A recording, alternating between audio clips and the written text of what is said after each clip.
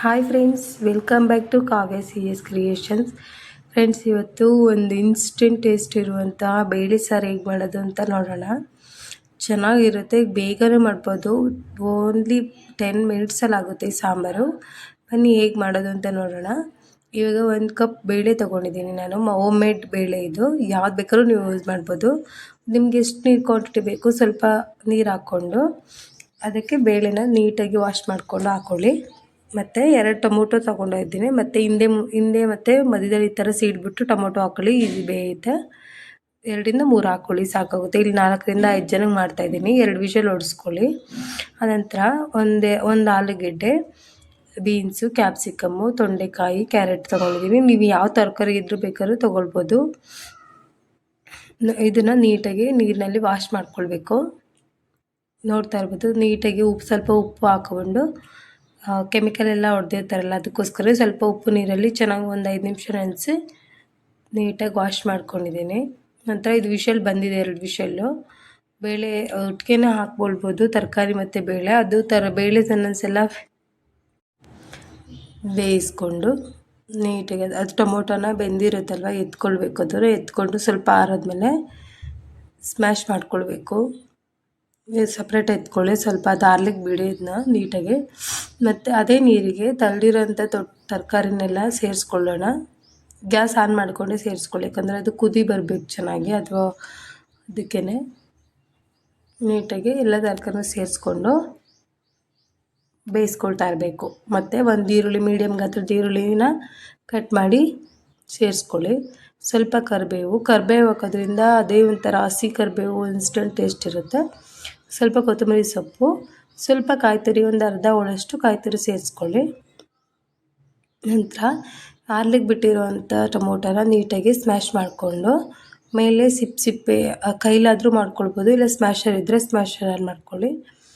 ನೋಡ್ತಾ ಇರ್ಬೋದು, ಈ ಥರ ತೊಕ್ಕೆಲ್ಲ ಬರುತ್ತೆ, ಅದನ್ನು ಎತ್ತಿಟ್ಬಿಡಿ ಸಾಕು. ಅದರಲ್ಲಿ ಏನು ಅಂಶ ಇರೋದಿಲ್ಲ, ಬೆಂದಿರುತ್ತೆ. ಸಾಂಬಾರು ಸಿಕ್ಕಿದ್ರೆ ಚೆನ್ನಾಗಿರೋದಿಲ್ಲ, ಅದಕ್ಕೋಸ್ಕರನೇ ನಾನಿಲ್ಲಿ 1 ಟೇಬಲ್ ಸ್ಪೂನ್ ಹಾಕ್ಕೊಳ್ತಾ ಇದ್ದೀನಿ. ಯಾಕಂದರೆ ನಮ್ಮ ಮನೆಯಲ್ಲೇ ಮಾಡಿರೋದು ಇದು ಹೋಮ್ ಮೇಡು.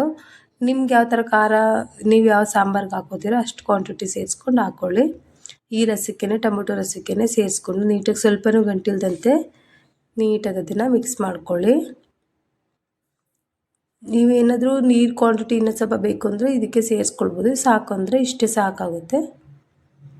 ಸ್ವಲ್ಪ ರುಚಿಗೆ ತಕ್ಕಷ್ಟು ಉಪ್ಪು ಹಾಕ್ಕೊಂಡು ನೀಟಾಗಿ ಮಿಕ್ಸ್ ಮಾಡ್ಕೊಳ್ಳಿ. ಅದು ಉಪ್ಪು ಮತ್ತು ಖಾರದ ಪುಡಿ ಎಲ್ಲ ನೀಟಾಗಿ ಮಿಕ್ಸ್ ಆಗಬೇಕಲ್ವ, ಅದಕ್ಕೆ. ಯಾರೆಲ್ಲ ನನ್ನ ಚಾನಲ್ನ ಹೊಸ್ದಾಗಿ ನೋಡ್ತಾ ಇದ್ದೀರಾ ದಯವಿಟ್ಟು ಸಬ್ಸ್ಕ್ರೈಬ್ ಮಾಡ್ಕೊಂಡು ನೋಡಿ. ಲೈಕ್, ಶೇರ್, ಕಮೆಂಟ್ ಮಾಡಿ. ನೀವು ಯಾವ ಥರ ಮಾಡ್ತೀರಾ ಅಂತ ದಯವಿಟ್ಟು ಶೇರ್ ಮಾಡ್ಕೊಳ್ಳಿ. ಇದನ್ನು 2 ವಿಷಲ್ ಹೊಡೆಸ್ಕೊಳ್ಳಿ, ಚೆನ್ನಾಗಿ ಬೆಂದಿರುತ್ತೆ. ಸಾಕು 2 ವಿಷಲ್ಲು. ನೋಡ್ತಾ ಇರ್ಬೋದು ಎಲ್ಲ ಯಾವ ಥರ ಬೇಳೆ ಎಲ್ಲ ಯಾವ ಥರ ಬೆಂದಿದೆ ಅಂತ ನೀವೇ ನೋಡ್ತಾ ಇರ್ಬೋದು. ನಿಮ್ಗೇನಾದರೂ ಇನ್ನೂ ಸ್ವಲ್ಪ ಗಟ್ಟಿ ಬೇಕು ಅಂದರೆ ಸ್ವಲ್ಪ ಹೆಚ್ಚಾಗಿ ಬೇಳೆ ಹಾಕ್ಕೊಳ್ಳಿ. ನನಗಿಲ್ಲಿ ಸಾಕು ಅನ್ನಕ್ಕೆ ಮಾಡ್ತಾ ಇರೋದ್ರಿಂದ ಸ್ವಲ್ಪ ತೆಳ್ಳನೆ ತೊಗೊಂಡಿದ್ದೀನಿ, ತರಕಾರಿ ಜಾಸ್ತಿ ಹಾಕ್ಕೊಂಡಿದ್ದೀನಿ ಅಷ್ಟೇ.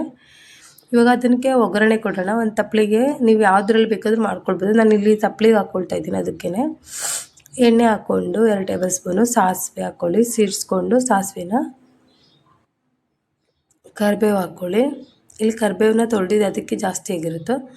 ಮತ್ತು ಬೆಳ್ಳುಳ್ಳಿ, ಜಜ್ಜಿರುವಂಥ ಬೆಳ್ಳುಳ್ಳಿ, ಜೀರಿಗೆ ಸೇರಿಸ್ಕೊಂಡು ನೀಟಾಗಿ ಫ್ರೈ ಮಾಡ್ಕೊಳ್ಳಿ ಲೋ ಫ್ಲೇಮ್ನಲ್ಲೇ. ಮತ್ತು ನಾವು ಮಾಡಿಟ್ಕೊಂಡಿರೋವಂಥ ಸಾಂಬಾರನ್ನ ಸೇರಿಸ್ಕೊಂಡು 1-2-3 ಕುದಿ ಬೇಯಿಸ್ಕೊಳ್ಳಿ, ಸಾಕಾಗುತ್ತೆ. ನೋಡ್ತಾ ಇರ್ಬೋದು ಎಷ್ಟು ಘಮ ಬರ್ತಾಯಿದೆ, ಎಷ್ಟು ಚೆನ್ನಾಗಿ ಬೇಯ್ತಾ ಇದೆ, ಕಲ್ಲರ್ ಯಾಕೆ ಚೇಂಜ್ ಆಯಿತು ಅಂತ. ಬೆಂದಿರುವಂಥ ಇದಕ್ಕೇ ಏನು ಅಷ್ಟೊಂದು ಬೇಯಿಸೋ ಅವಶ್ಯಕತೆ ಇರೋದಿಲ್ಲ. ಜಸ್ಟ್ ಒಗ್ಗರಣೆ ಮಾಡಿ 1-2 ನಿಮಿಷ ಇದಾದರೆ ಸಾಕಾಗುತ್ತೆ. ಉಪ್ಪು ನೋಡಿ ಹಾಕ್ಕೊಳ್ಳಿ ಬೇಕಾದರೆ. ನೋಡಿದ್ರಲ್ಲ ಫ್ರೆಂಡ್ಸ್, ಇಷ್ಟೇ ಸಿಂಪಲ್ಲಾಗಿ ಮಾಡೋದು. ಮತ್ತು ಕೊತ್ತಂಬರಿ ಸೊಪ್ಪು ಸೇರಿಸ್ಕೊಂಡ್ರೆ ಸಾಂಬಾರು ರೆಡಿ. ನೋಡ್ತಾ ಇರ್ಬೋದಲ್ಲ ಫ್ರೆಂಡ್ಸ್, ಎಷ್ಟು ಚೆನ್ನಾಗಿ ಇದಾಗ್ತಾಯಿದೆ ಅಂತ. ನೀವು ಇದನ್ನು ಬೇಕಾದರೆ ದೋಸೆ ಎಲ್ಲದಕ್ಕೂ ಟ್ರೈ ಮಾಡ್ಬೋದು.